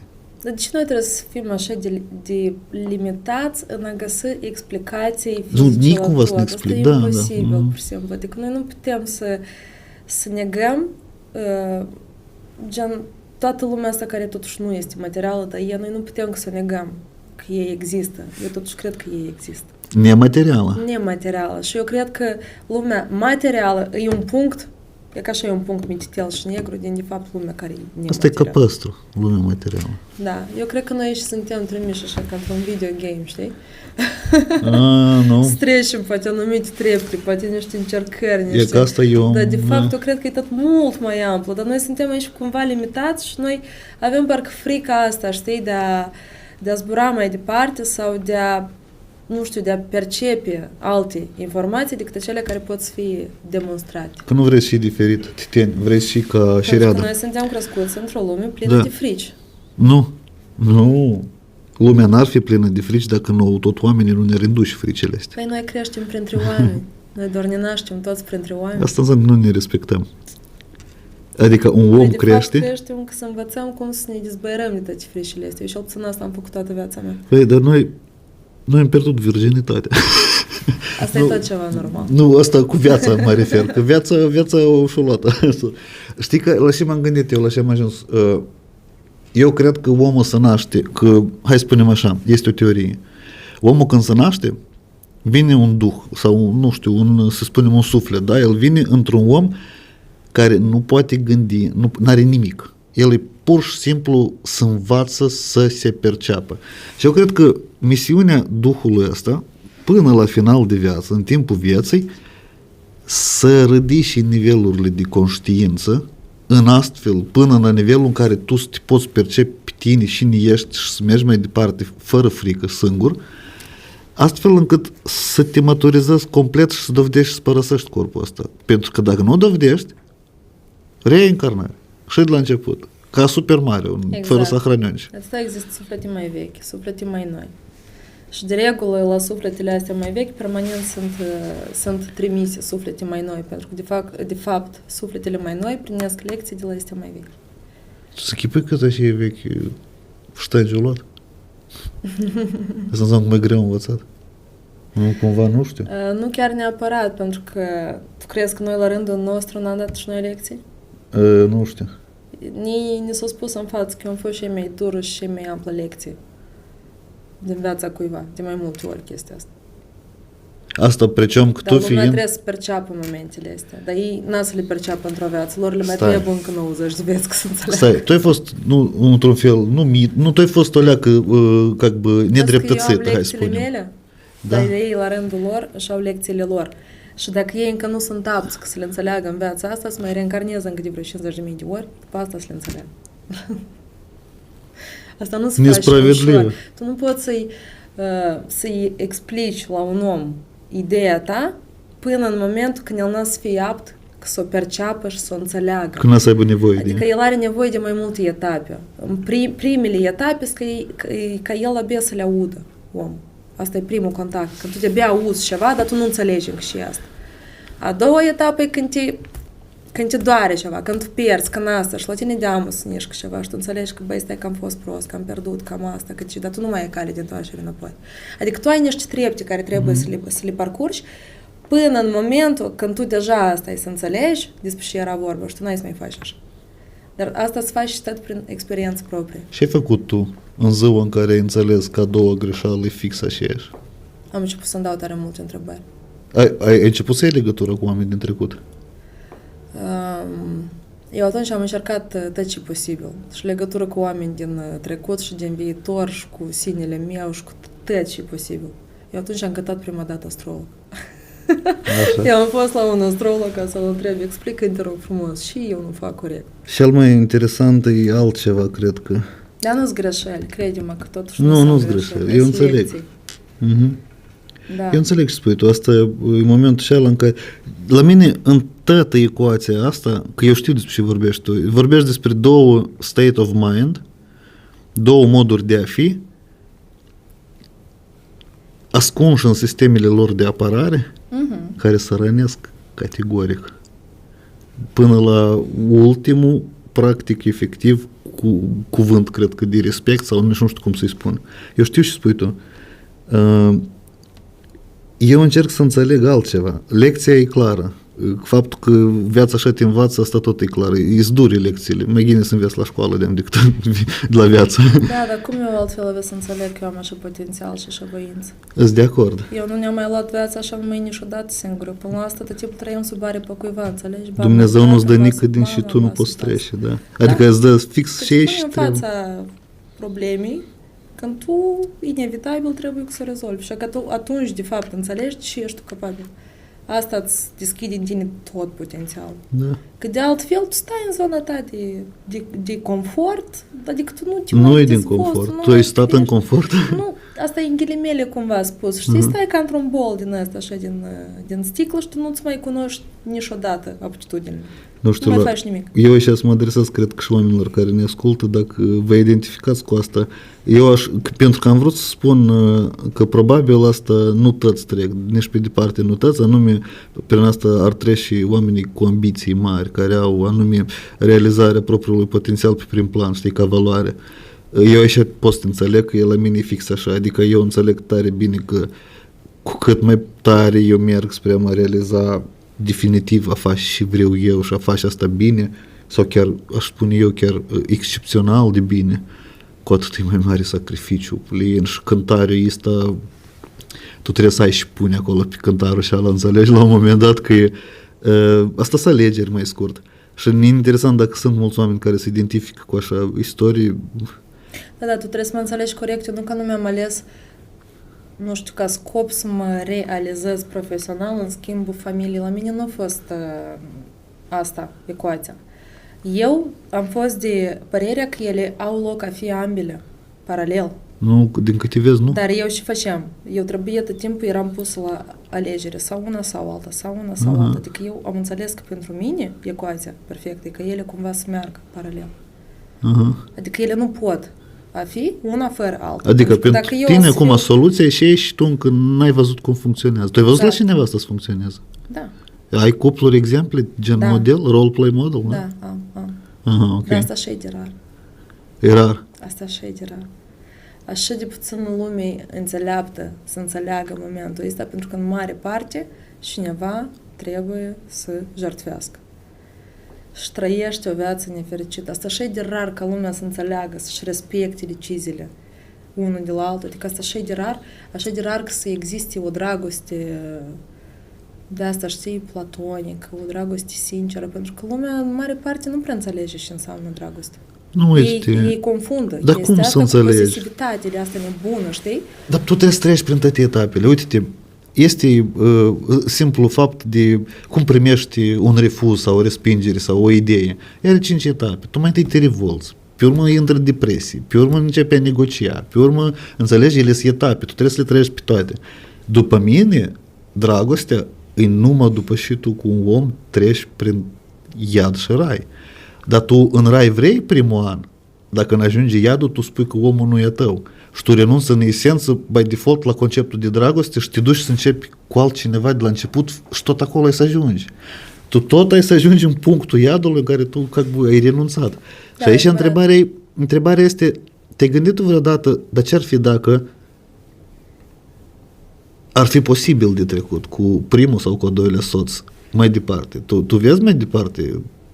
Nu, în cazul meu, de exemplu, nu a fost posibil. Eu avea să distrug viața mea Nu a și fost copiii. posibil sau Nu, în n-ai cazul vrut? meu chiar nu a fost posibil. Da? Nu, eu am ales, ți-am spus cum am ales.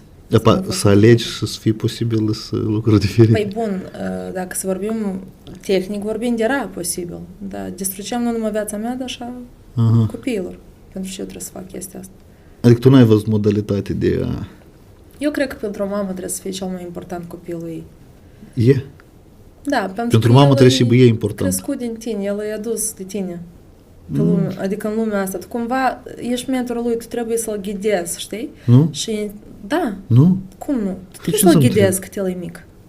Nu, el nu e obiectul tău. Nu, eu nu eu ca pe un obiect, tu nu m-ai înțeles corect. Eu adică mă refer că copilul nu poate supraviețui fără mamă când se naște.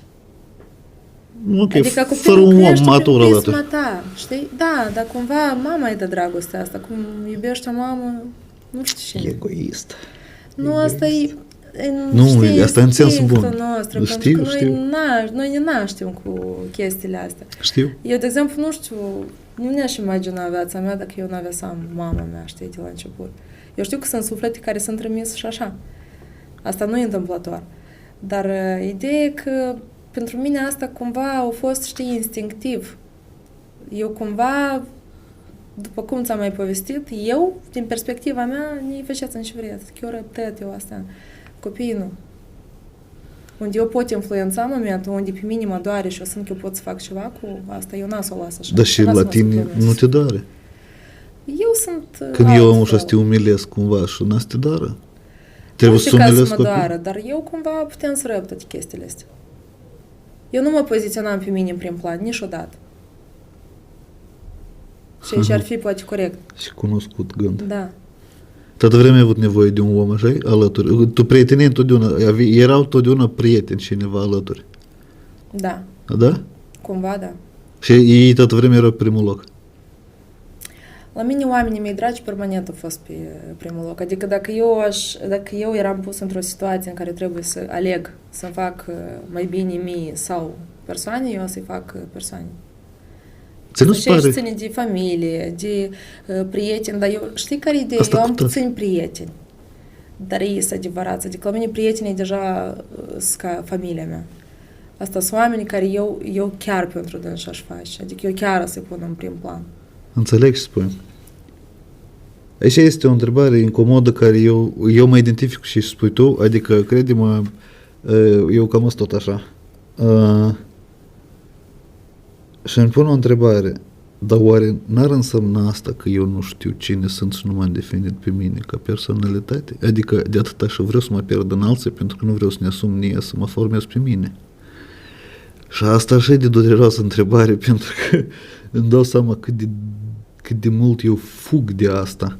Nici pe bune, dar bun, hai să spunem așa, este traumă. Eu văd absolut contrar. Cum? Dacă sincer, ce despre ce noi vorbim acum, eu cred că sunt persoane numărate pe degete care ar face același lucru. Sincer, real vorbind. În mare parte, oricare individ se poziționează pe dânsul în prim plan. Lumea e foarte egoistă. Da, eu Și știu. se întâmplă într-adevăr ceva grav, foarte, foarte, Da. foarte rar când omul se poziționează, adică genul să iei pe un prieten, să-l poziționează în fața lui sau pe cineva din familie. Noi, de fapt, suntem Eu știu și un postul. alt tip de suflete care noi putem, prin exemplul nostru propriu, să le demonstrăm că există și așa. Omenie. Așa.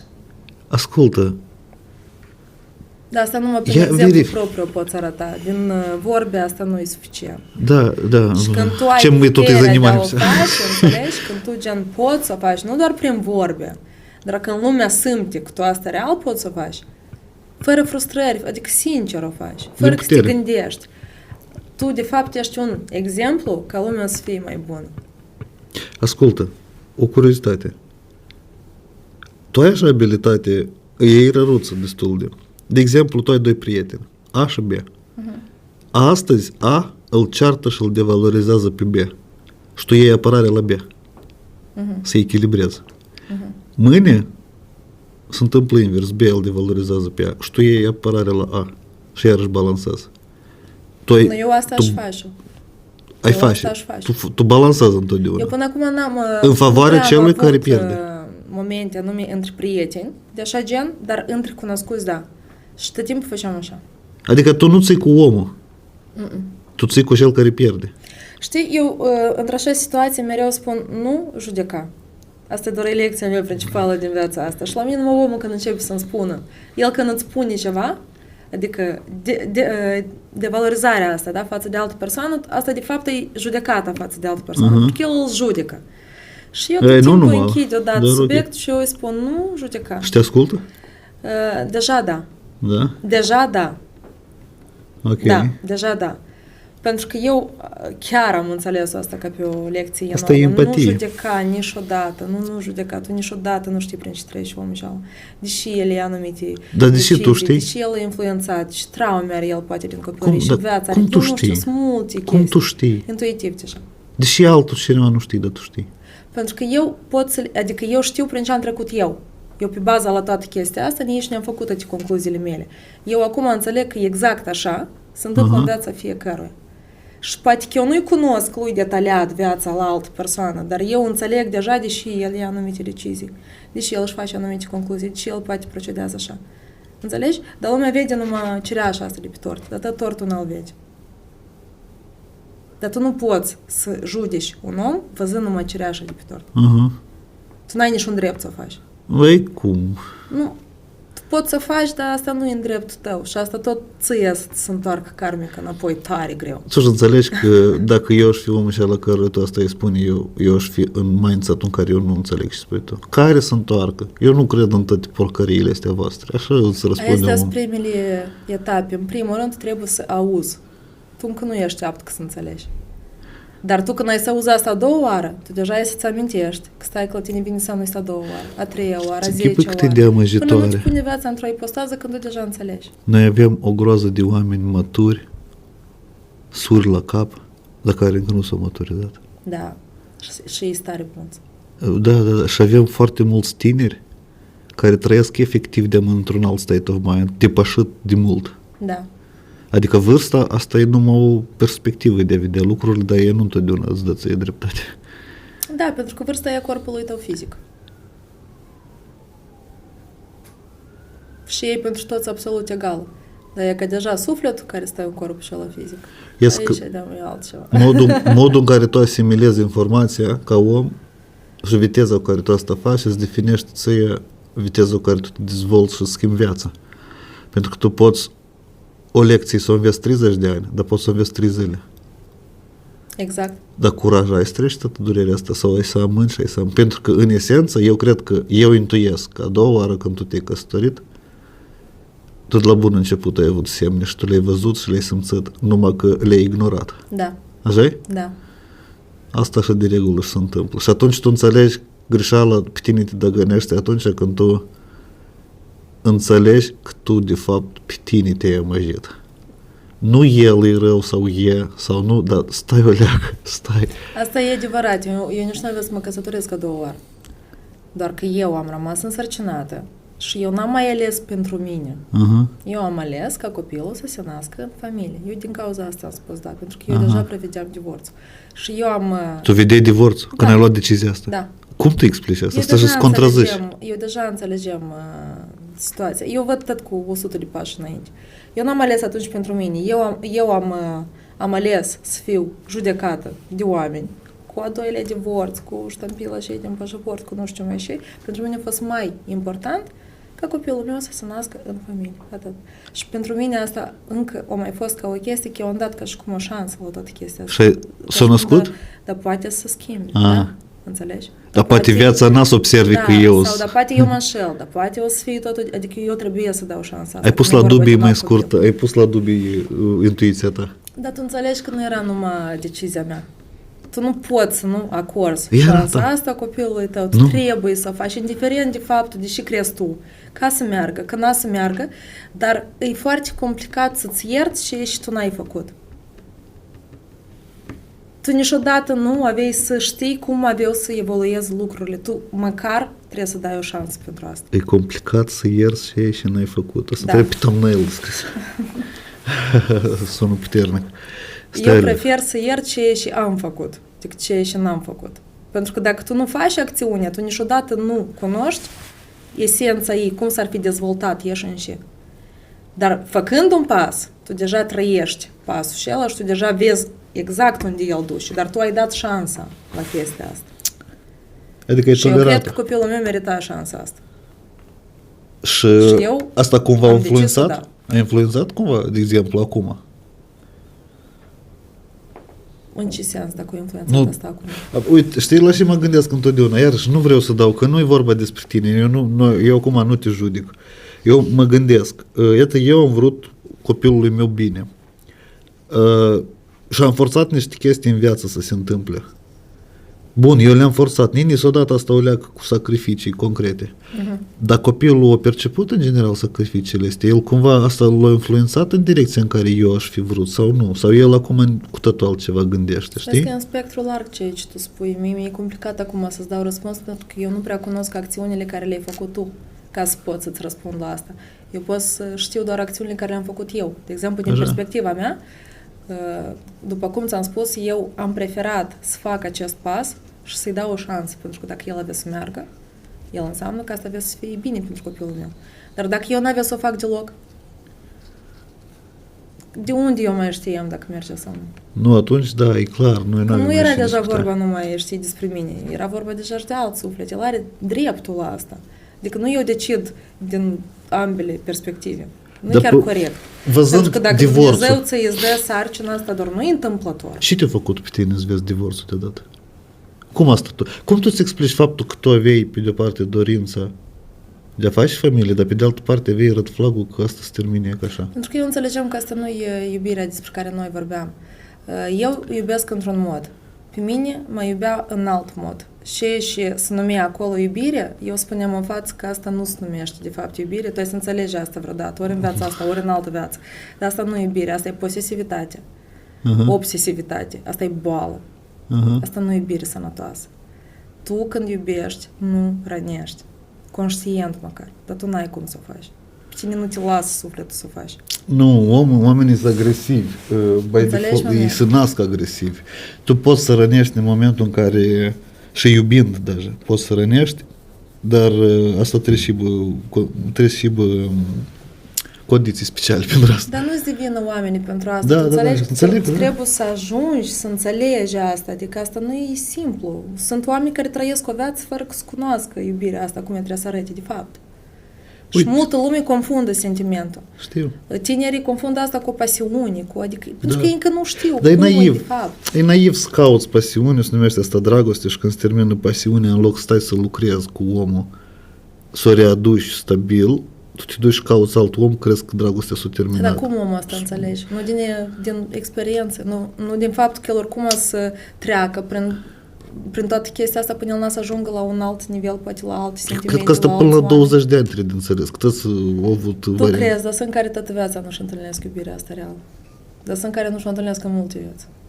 Dar sunt care o înțeleg și care o întâlnesc. Dar ca să fie iubirea asta completă, ea trebuie să fie din ambele părți. Dar cum tu dai lecții la alții? Când tu ești capabil să oferi, dar omul încă nu înțelege și asta, el nu e capabil să-ți oferi. Și el asta învață prin tine. Și dacă asta amândoi De gândesc? altfel, e asta n-a să înveți. Stai, dacă asta amândoi gândesc? Apoi că atunci așa se întâmplă chestii. Când amândoi asta înțeleg, când amândoi asta Nu, amândoi cred că unul mai presus ca altul. Că unul dă lecție altuia. E că tu crezi că îi dai lecții lui, dar el crede că ți-a dat lecții ție. Dar tu nu ești neapărat mai presus când tu dai lecții. Asta se întâmplă la un nivel subconștient. Adică ți-a fost trimis asta e mândrie. pentru ceva Asta e ego. ta. Tu trebuie să zici mulțumesc pentru asta. Nu că să te gândești că el e mai presus sau că...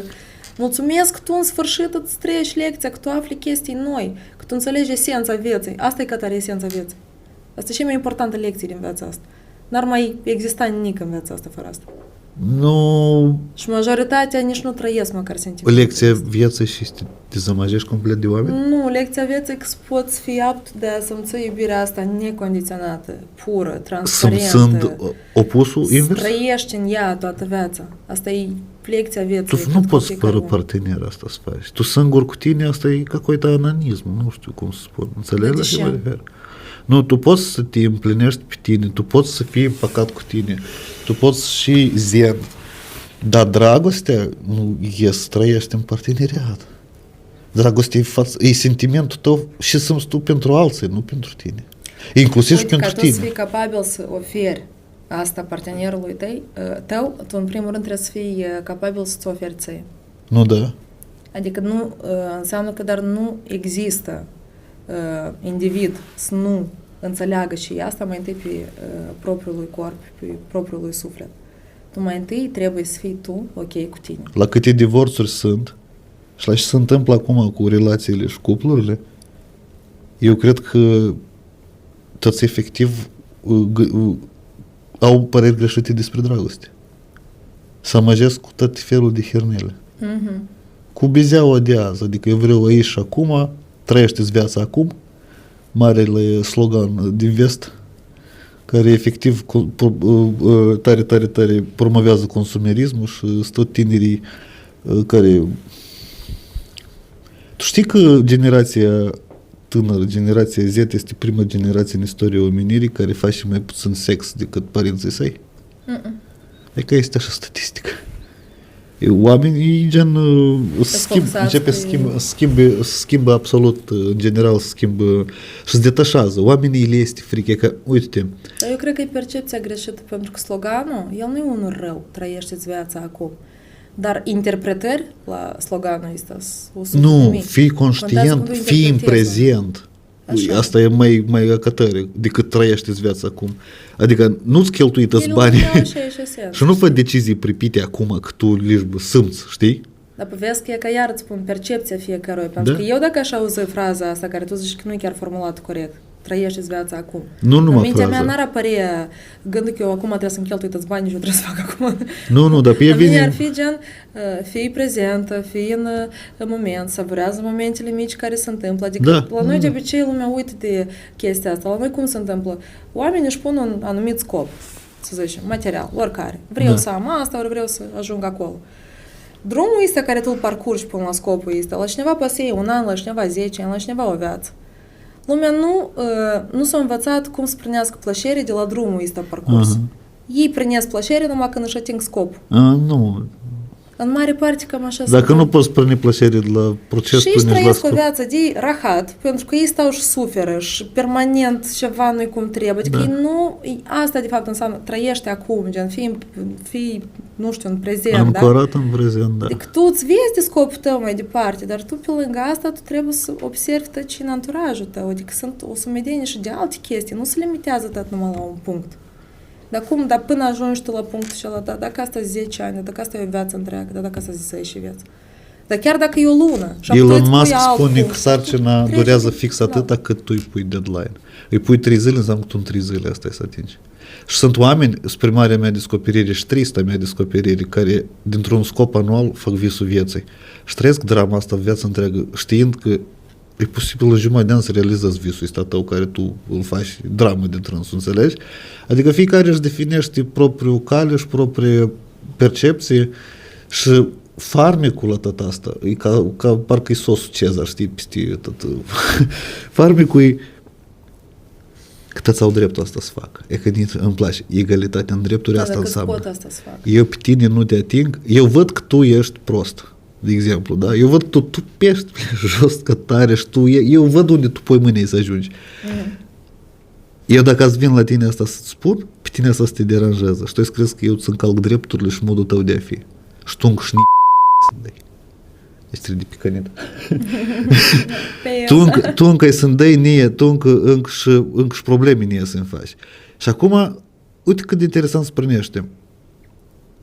Tu fiind alimentat de pe social media cu tot felul de mesaje, că noi de-am trăit, televiziunea de mult e mutat acolo. Noi fugim de televizorul pleașă, noi trebuie să fugim de social media. Social media ne-a băgat nou în cap că noi suntem și mai importanți în propria viață. Și ei și eu nu pot nega, dar asta nu înseamnă că ego-ul trebuie să mă stăpânească. Și din ego eu trebuie să-i supun pe toți în jurul meu și bă, eu să mă simt bine. Eu nu-i dau importanță, eu nu vreau să depun efort pentru alți oameni, eu pe toți să-i învinuiesc, mă izolez, stau și sufer. Și cu ce asta se termină. Și vreau să trăiesc prezentul meu, dar n-am cu cine. Înțelegi care e ideea, de exemplu? E că asta se întâmplă. Mai e tortochetule. Nu... E tristuț. Eu cred că cuvântul ego, el deja nu este bun în esența lui. El e foarte mult în fiecare dintre noi acum. Eu cred că atunci când omul se învață cum să dezbăiere de ego, tot e la dânsul. Yep, eu știu. Eu l-am și eu cu dânsul stare drugan bun. Câteodată mă faci el pe mine, câteodată eu pe dânsul. Eu tind să cred că, de fapt, la bază toate sufletele de pe pământul este stare bune și transparente, dar răutatea asta care se varsă pe vine numai din ego. De mândrie. Asta tot face parte din ego. Mândria și este ego, în esență. Asta e păcatul. Este mândrie și la noi mai este unul tare, așa, popular, e invidia. Da, eu cred că dacă noi am eliminat momentul ăsta din viața de la fiecare, eu cred că n-ar mai fi lucruri rele pe fața pământului. Lumea n-ar mai avea de ce să-și mai demonstreze la nimeni nimic. Fiecare s-ar gândi la fericirea lui, ar trăi în liniștea lui, în armonia lui. Sunt alte șase păcate. Прелюбодеяние este și vrecul, можно утонуть в других. Eu cumva oricum cred că toate păcatele astea tot din ego se trag. Înțelegi?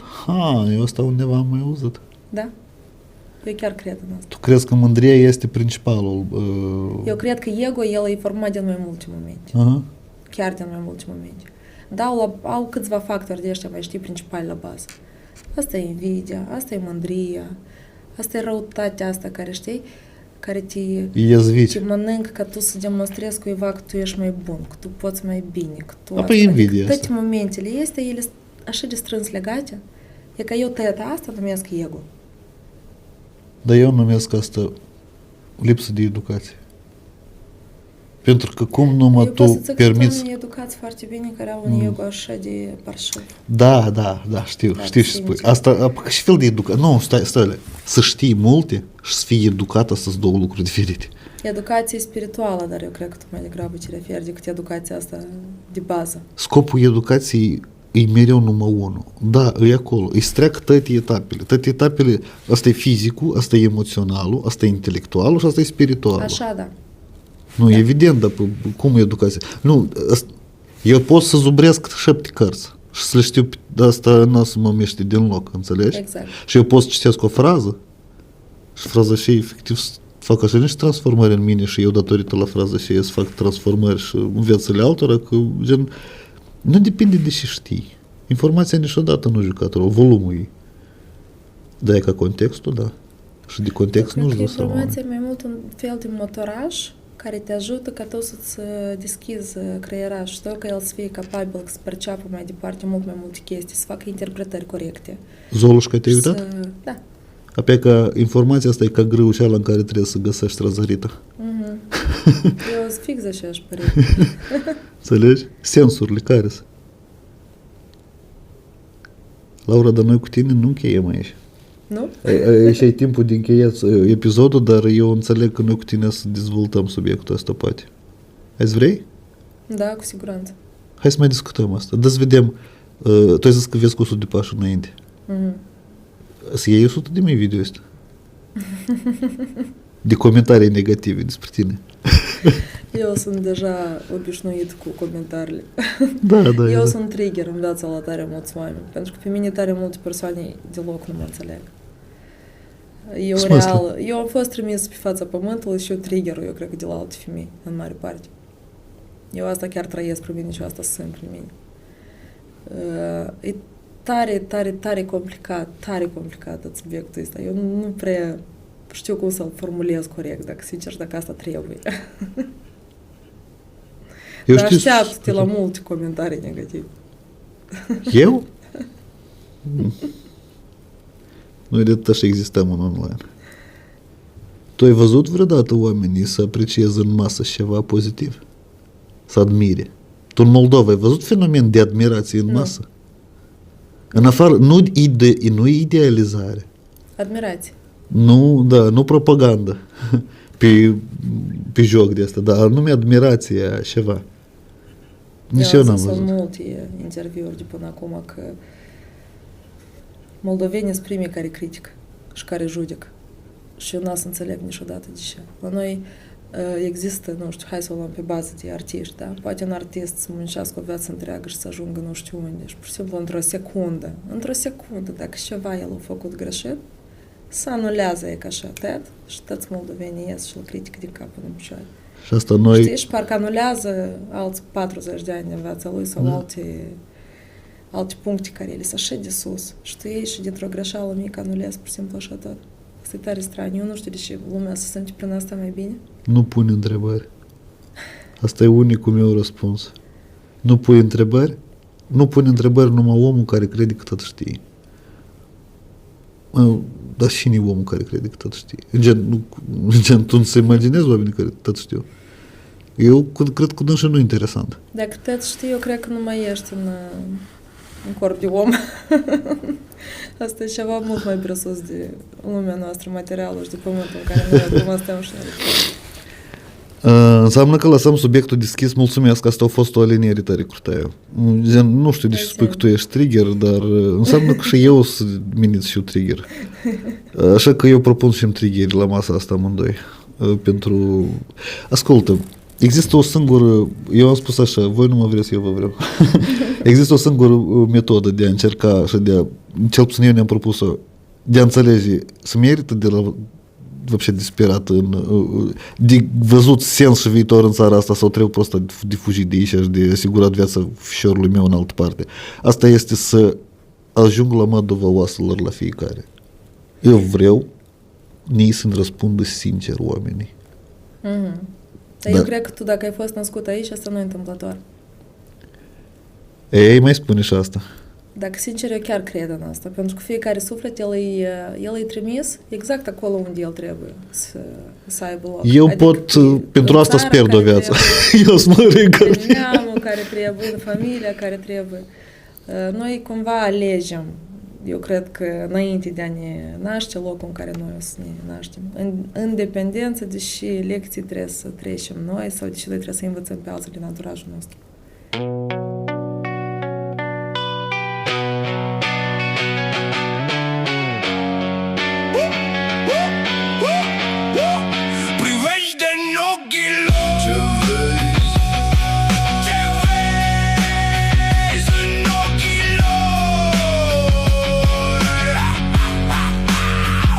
Privește în ochii lor